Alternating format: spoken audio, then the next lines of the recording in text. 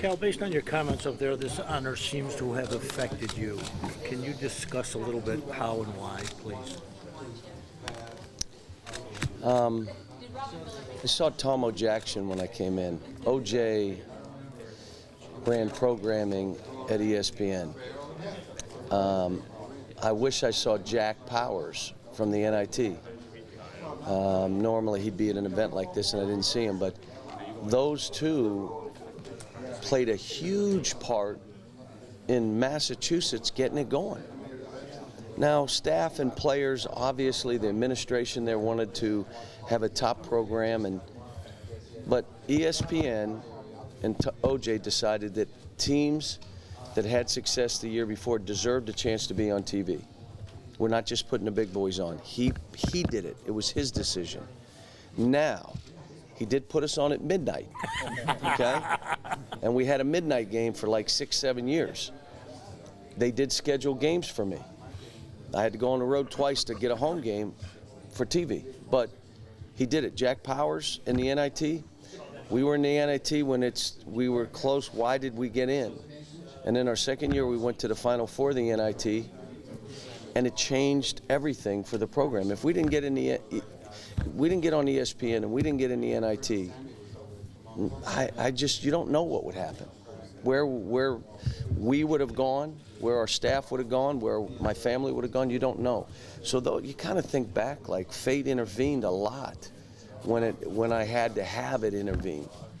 And when you got the announcement, I had to pull the car over, and Jerry Colangelo, and I just, a guy that I respect so much that makes me feel proud of what I do in my own heritage. I just said, look, I got to call you back. And so. What's it like to be in the same company as the greats of the greats? I feel phony. Because I don't see myself this way. I went around the room. I mean, I see Coach Crum, and anytime we went head-to-head, he beat our brains in. And I saw Coach Lute Olson, and every time we went head-to-head, he beat our brains in. And I saw Coach Calhoun. Now, I did beat his brains in. No, I didn't. that's pretty good. I had to do that. I know that'll drive him crazy. And then you see Bill Walton, you see all these players, and you're like, wait a minute. Coaches live day to day, moment to moment. I'm not looking back on a career and numbers and Final Fours I don't do that. And so when you tell me, well, your numbers indicate and what you've done and how you've done it, I go, wow, I'm not thinking in those terms. I'm just thinking I came from Moon Township. I did not play at a private school. I did not play for one of the great coaches in the history of the game. I was a Division II basketball player. Was lucky to get the Massachusetts job. No one wanted it, which is the only reason I got it. And now I'm sitting at this table. What? What just happened? Well, how did this happen? John, you mentioned you got emotional when you got the call. Why do you think the emotions kind of came to the surface, or you felt those things? It was I did not expect it. I was really appreciative of just being a finalist. I mean, very rarely is there a first ballot. I mean, very rarely, and so I didn't have no expectation. And I basically was stunned, like, oh, I almost hit the car in front of me, what? And I said, I pulled over, and my emotions got the better of me. But the other part of it is, the guy that called me was Jerry Colangelo, who, again, I tell the story, Danny Manning played for us at Kansas. Danny Manning was with the Clippers. He was signing with another team. He had a chance to sign 5- and 6-year deals. He went to Phoenix on a 1-year deal. And they said, if you want to be here, we want you here. And it was Jerry Colangelo. But guess what happened in the middle of that season? He blew out his knee for the 3rd time. And on the training table, in front of the other players, Jerry gave him a 5-year deal, never knowing if he'd ever play again. But he knew, you came here, you took a chance on us, I'm with you. What drew you to basketball to begin? Why basketball? The people that I looked up to, I lived so close to the school, were the coaches. And so my dad was close with the basketball coaches, Skip Tatala and Bill Sacco, and Ray Pizzetti was the baseball coach. I used to be the ball boy and the bat boy. I'd go with the little bow tie clipped on, and they'd let me out of school early, and I'd go with the varsity to go be the bat boy and the ball boy. And all I ever wanted to do was be a coach and a teacher. Never thought about college coaching. I never thought about NBA coaching. I wanted to be like those guys. What is the That they were about other people. You could watch and see that they were about the growth of other kids and the influence they had on those kids. You know, you sit there as a youngster and you just watch and you say, man, if I could ever sit on the front of the bus, if I could have that front seat, and if I could have an influence on people like I'm seeing here, life would be good. John, if you can trace it back, what do you view as sort of a defining moment of this now Hall of Fame career and maybe the overwhelming influence? I don't know if Dr. Todd and Mitch didn't come to me and say, hey, let's talk about this Kentucky job if this happens. If I'm not at Kentucky, I'm not sure it happens. Maybe it does. I don't know. But I always wanted to have a job like the other guys. It's not that I had any disrespect for Massachusetts or Memphis. I loved those places. I loved those jobs. But you were at the little table. You weren't at the big table. You never got to carve the turkey. You had plastic forks and plates. And that's what it was. But I always said, I wonder what would happen if I got one of those jobs. You know, guys that have had those jobs 20 and 30 years. I was 50 and had been coaching for 20-some years when I got the Kentucky job. Do you feel like you have a chainsaw now? Pardon me? Do you feel like you have a chainsaw now for the turkey? No, but I know I'm one of the ones fighting for the knife. John, you're obviously best known as a college coach. But what roles at the time with the NBA as a head coach and an assistant play in your career and your development? Well, I would tell you two things. The pro game is different. The pro game was more about spacing. The college game was motion offense. You don't see motion offense anymore. It won't work because the defense just keeps crowding you, shooting all jumpers. But the pro game taught you about spacing. So it's a different game basketball-wise. The pro game also humbled me. I got fired. Like, we don't want you here. And again, even though we tried to make it about players there, we had a motto, every player, a career year, every year, continuous improvement. And I thought we got a lot done. I mean, I'm in touch with those guys. I mean, Sam Cassell and Kerry Kittles, and you know, you guys still in touch with me during that time, and I would not trade that time for anything because it made me a better coach and it better prepared me to teach the kids that I have now what it takes to be in that league. Maybe that's why it happened. All right, we know you're going to have these kids, so get up here and we're going to fire you, but you're at least going to know what it takes for those kids. I don't know. I mean, we look back on, and I'll say it again, if I don't get hired by Kentucky, am I sitting here? Maybe. But maybe. Why did I go to the NBA? Maybe. How many of these kids have we prepared for that? You just don't know. You look back, and the only thing I'm going to say, this that has happened for me gives me another platform to help kids and families, even more of a platform to help them. It's not changing who I am. I'm the same guy I was before this. I'm not going to change, but can I leverage this to help others? Can I leverage this to be a better coach to help these kids? If I do that, then this is all worth it. How much is the ending with the Nets stayed with you? How much is the ending with the Nets stayed with you? Brett Yormark and I are really good friends. I've done stuff for the Nets. Bobby Marks was my intern, now is like the GM, and I'm still in touch. Drew Katz, whose father fired me, just came to one of our games in Lexington. And he said, you should have been fired, but they didn't do it right. So, I mean, he didn't say that. But he came down. I mean, I don't hold grudges that way. I don't, I know, but it was a great experience.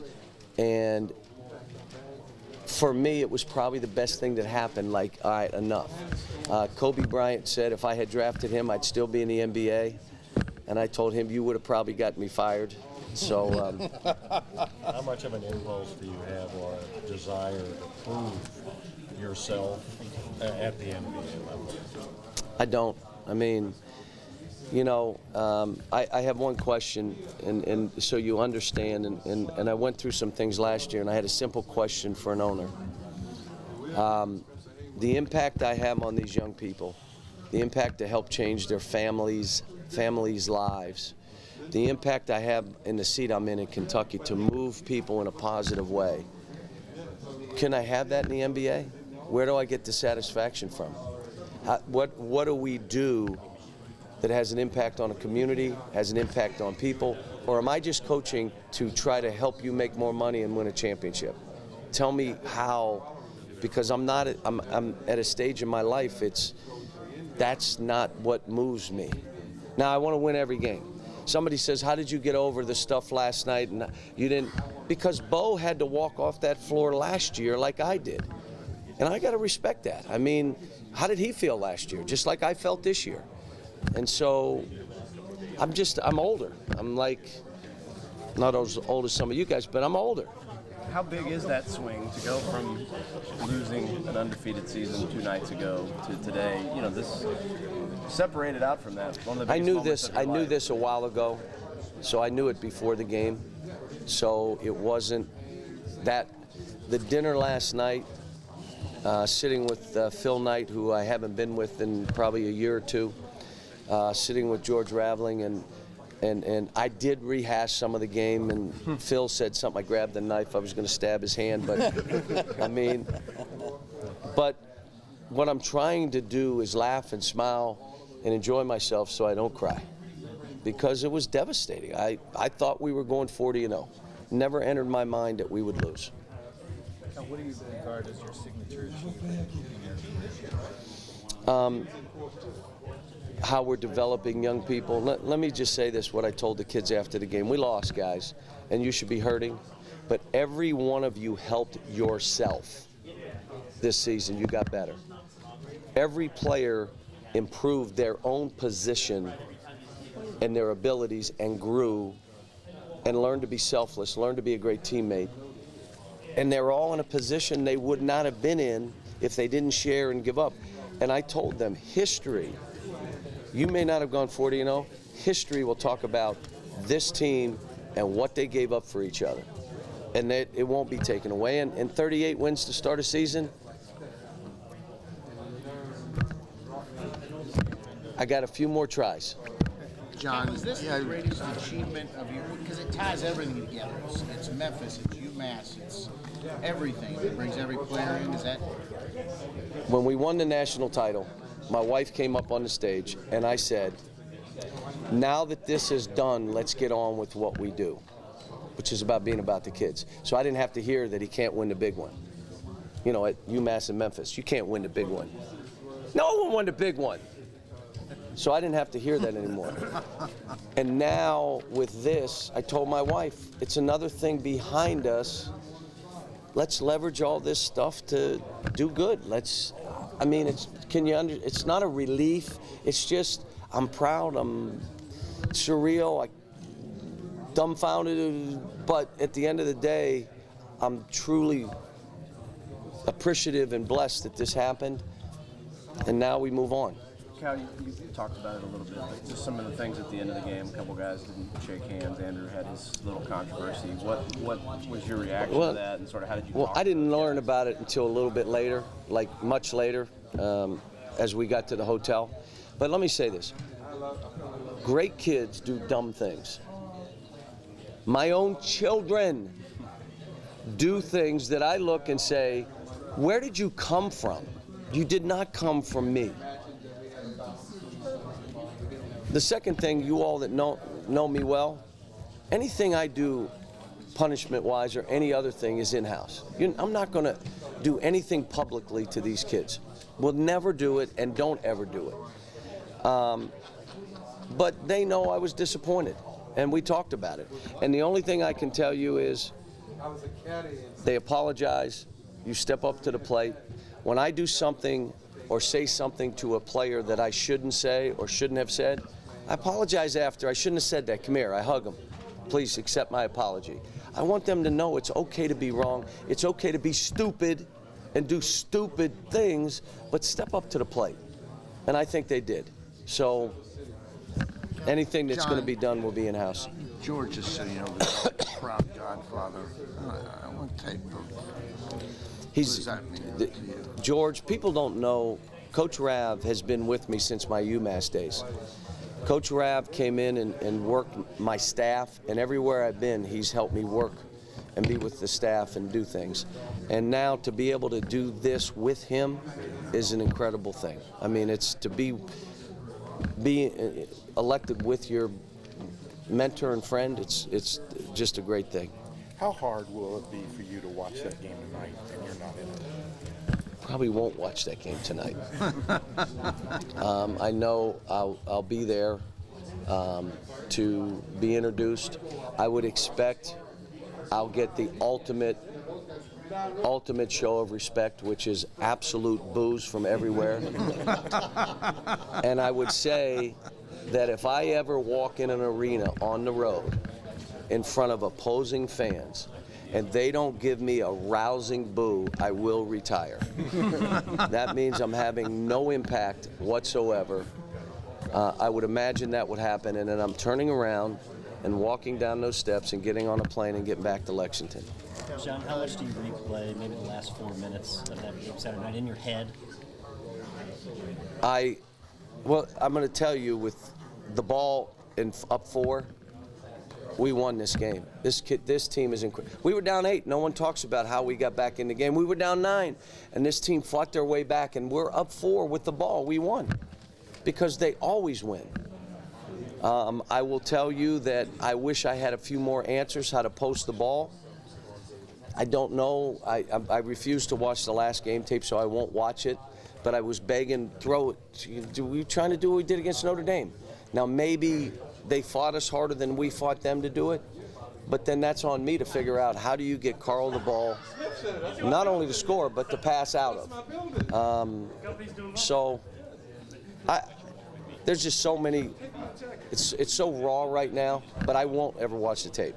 When people say Cal started slowing it down, he was playing stall ball, trying not to lose there. What is your, I guess, reaction to that?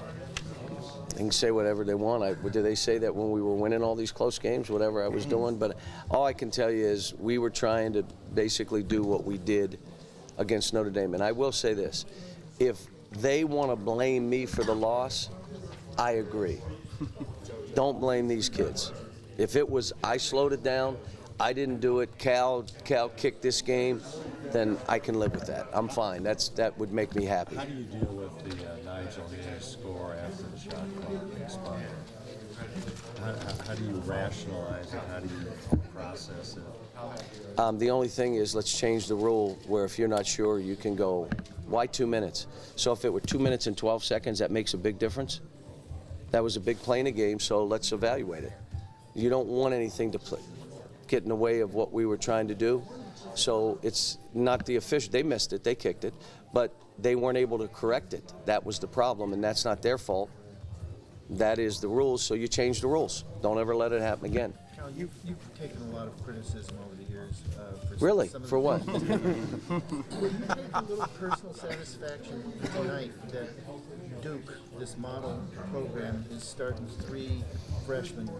They'll probably have 3 or 4 go to the NBA, and no, I don't take any satisfaction. I think that Mike Krzyzewski is, if not the best coach ever, one of the best coaches, and what he's done from decade to decade to decade, what?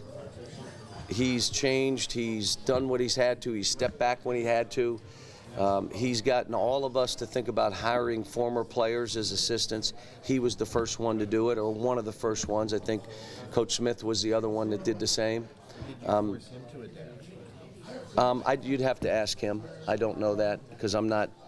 I have enough trouble running Kentucky's program than worry about Duke's program. Not to go back to Lexington with the team yesterday? It was difficult, but I thought it was important that I man up and take this on, let them get out of here, and I'll take on what happened. And because I've always told them that.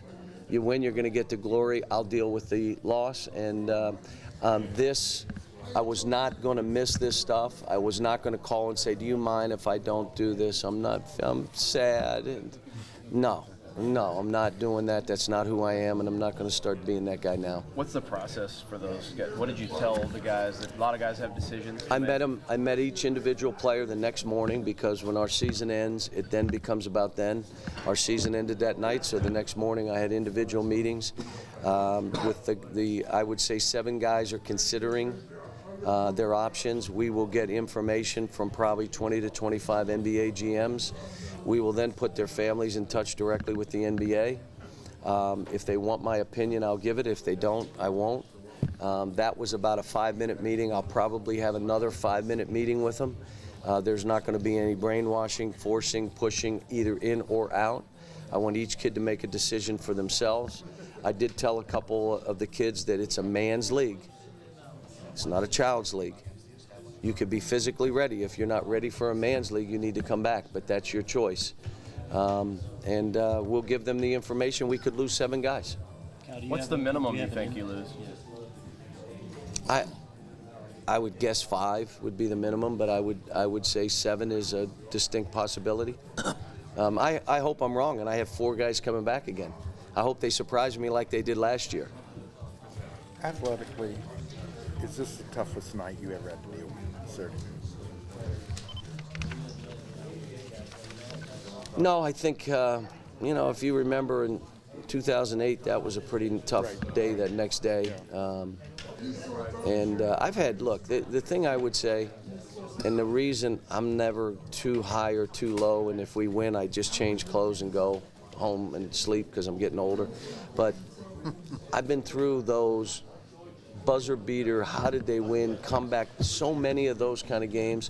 And I've been through a few devastating losses that if I'm doing this, you just can't sustain what you have to do for these kids because you're more concerned about you and your own feelings. When that stuff happens, you got to be concerned about their feelings. They're 18 and 19. And so, again, I say it, Bo had to walk off the court like I did this year. And if I have respect for him, then I got to deal with it like he did. Al, did you tell Andrew to reach out to Frank Kaminsky? I did not see Andrew that night. I went to bed. I didn't know what was happening until the next day. But he dealt with it. He did a good thing. What do you, with Andrew and Aaron, where their draft prospects right now might be different, how do you deal with that with those guys?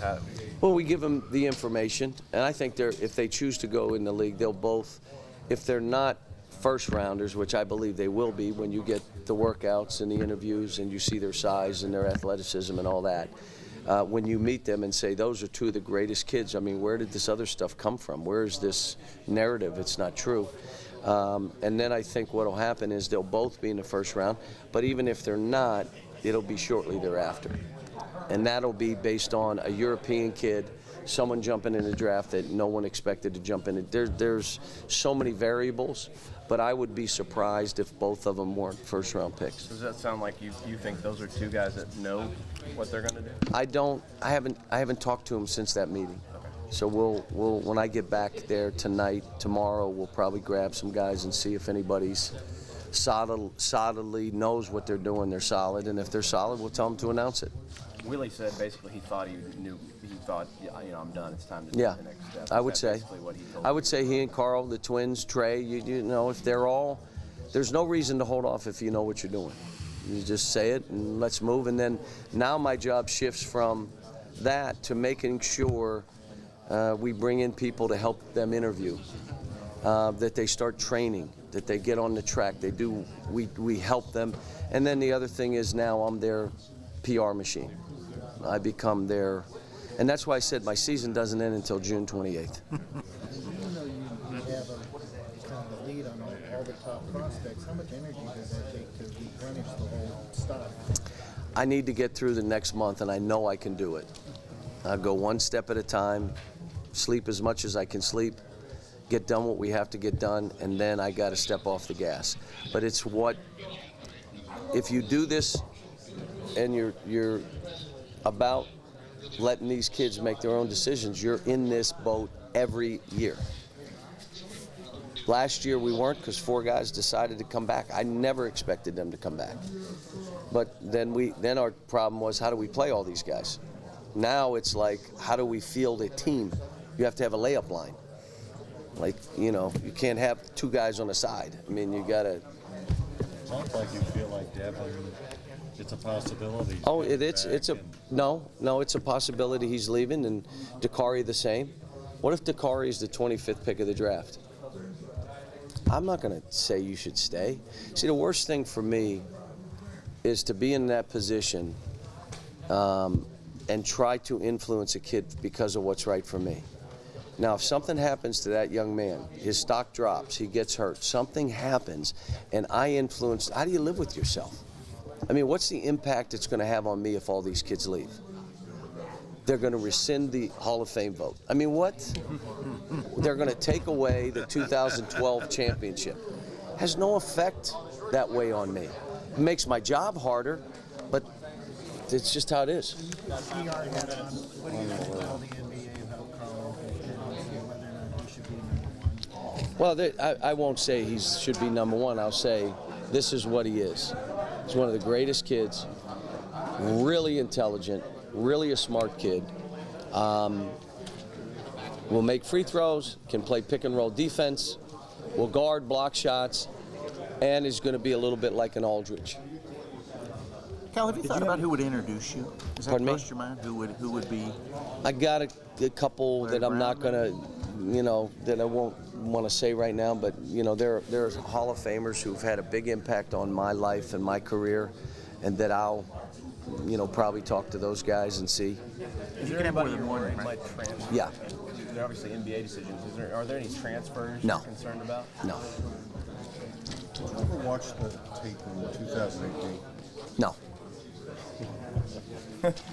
There are none. There are none.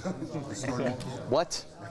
What about the 2012 finals? Did you? Yes, I watched the semifinals. We played. I watched that a lot. And then I watch the final game against Kansas when I'm on an airplane. I'll pop it in and look at it. What do you get out of that when you watch this? A smile. Makes me feel good. Gives me a vision that we can do this again. I hit Tyler Eulish yesterday and said, I'm gonna build a team, get you guys. Let's do this again. Let's rerun this. What about Alex?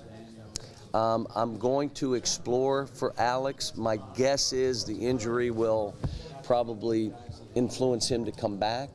But, you know, if someone says they'll take him 15 or 16 in the draft, then that may change. But I've got to do the homework for him and make sure his family talks to the NBA too. Again, the reason I'll do homework and give him what I'm gathering, but I also want the families to talk directly to the league, because I don't want me to be in the middle. I'm just gathering information. At the end of the day, you need to talk to them and make sure what we're seeing and reading is right. 2 more guys. Do you expect the platoon system was a one-year thing, or could you do it again? Well, we've shown the rest of the world you can play that way and win. So I would imagine it won't be the last time it's used. It may not be used by us, but I don't believe it'll be the last time used. The reason no one wanted to try something like that, they didn't want to risk anything. They know playing 7 or 8 works. Why would I play 10 and put my team or program in jeopardy? Only a nutcase that said, I'm playing 10, don't tell me no, now let's figure out how we're playing 10. They all deserve to eat. But you got to be a little nutty to say, it's not about the program, it's not about winning, it's not about winning a championship, it's play these 10, get them right. They drag the program and they drag the wins and they drag you to national championships.